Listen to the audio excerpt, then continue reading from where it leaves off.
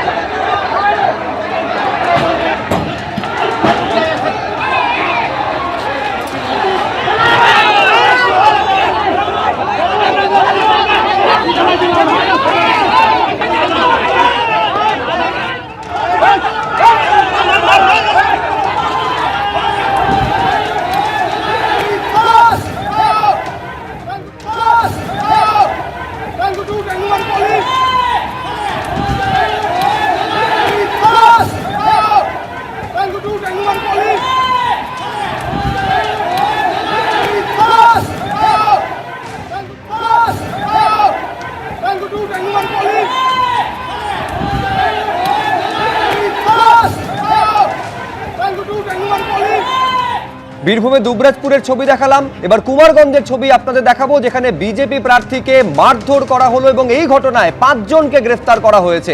এলাকায় কেন্দ্রীয় বাহিনী তল্লাশি চালায়, তৃণমূলের বিরুদ্ধে বিজেপি প্রার্থীর ওপরে হামলার অভিযোগ।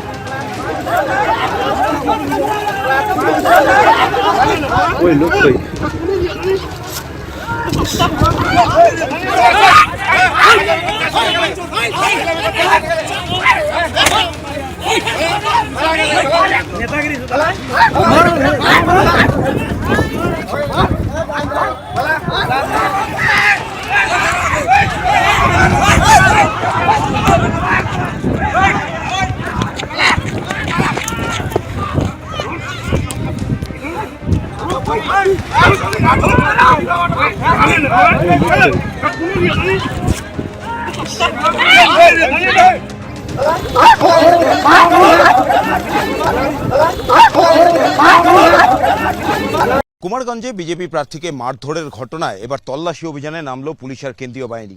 বানিহারি হাই স্কুলে যেখানে বিজেপি প্রার্থীকে মারধর করা হয়েছিল, সেখানে যারা যারা মারধর করেছে ছবি দেখে তাদেরকে চিহ্নিত করা হয়েছে, এমনটাই জানিয়েছেন জেলার পুলিশ সুপার। আর তারপরেই দেখা যাচ্ছে কেন্দ্রীয় বাহিনীকে সঙ্গে নিয়ে পুলিশের দল তারা এই গ্রামে ঢুকছেন, বানিহারি হাই স্কুল সংলগ্ন যে গ্রাম, এবং সেইখানেই তল্লাশি অভিযান চালাচ্ছেন তারা। পুলিশ সুপার জানিয়েছেন যে চিহ্নিত করা হয়েছে অভিযুক্তদের এবং তাদের বিরুদ্ধে আইনানুগ ব্যবস্থা নেওয়া হবে, এবং সেই ঘটনাতেই এবার যারা যারা অভিযুক্ত ছিল চিহ্নিত করে তাদের নাম ঠিকানা সব নিয়ে এবার একে একে তাদের বাড়িতে তল্লাশি চালাচ্ছে পুলিশ এবং কেন্দ্রীয় বাহিনী। ক্যামেরায় আমার সহকর্মী প্রীতমকে একটু ছবিটা দেখাতে বলছি।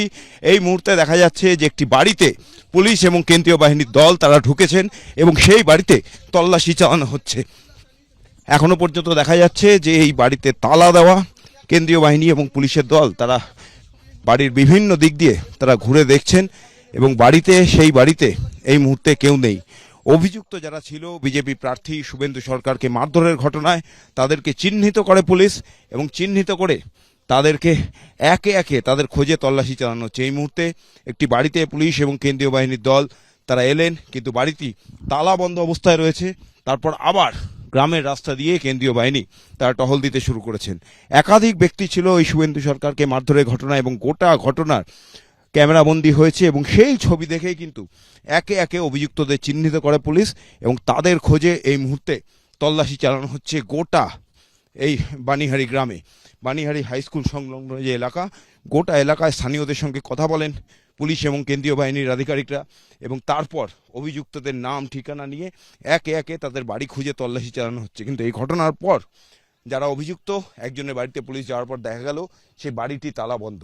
আর সেখানেই প্রশ্ন উঠছে, বারবার যখন বিজেপি প্রার্থী সকাল থেকে অভিযোগ করছিলেন এজেন্ট বসতে না দেওয়ার, জটলা হওয়ার, সেখানে কি কারণে এই ঘটনা ঘটলো? আর ঘটনা ঘটার পর অবশেষে পুলিশ এবং কেন্দ্রীয় বাহিনী তৎপরতা শুরু হলো। সকাল থেকে কেন্দ্রীয় বাহিনী কোথায় ছিল? যে অবাধ শান্তিপূর্ণ ভোটের কথা নির্বাচন কমিশন বলছিল, আদতে সেই শান্তিপূর্ণ ভোট কি হলো, সেই প্রশ্নই থেকে যাচ্ছে। ক্যামেরা পার্সন প্রীতম চক্রবর্তীর সঙ্গে ব্রতদীপ ভট্টাচার্য, এবিপি আনন্দ, দক্ষিণ দিনাজপুর। এবিপি আনন্দ, এগিয়ে থাকে, এগিয়ে রাখে।